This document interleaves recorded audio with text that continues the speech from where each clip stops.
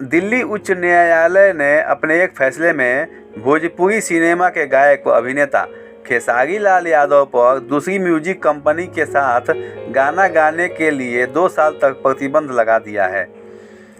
दिल्ली उच्च न्यायालय के न्यायमूर्ति मनमोहन और न्यायमूर्ति सौरभ बनर्जी की खंडपीठ ने गायक और अभिनेता खेसारी लाल यादव के खिलाफ कानूनी कार्रवाई में ग्लोबल म्यूजिक जंक्शन के पक्ष में फैसला सुनाया है।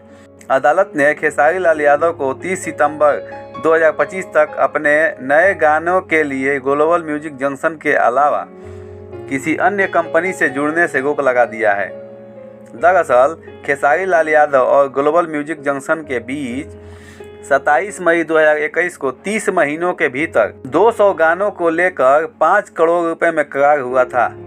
30 महीने बीत जाने के बाद खेसारी लाल यादव को लगा कि ग्लोबल म्यूजिक जंक्शन के साथ उनका करार खत्म हो गया और वह दूसरी म्यूजिक कंपनी के लिए गाना गाने लगे। ग्लोबल म्यूजिक जंक्शन कंपनी ने खेसारी लाल यादव के खिलाफ दिल्ली उच्च न्यायालय में याचिका दायर कर दी है और दिल्ली उच्च न्यायालय के न्यायमूर्ति मनमोहन और न्यायमूर्ति सौरभ बनर्जी की खंडपीठ ने गायक खेसारी लाल यादव के दावे को गलत ठहराते हुए ग्लोबल म्यूजिक कंपनी के पक्ष में फैसला सुनाया है।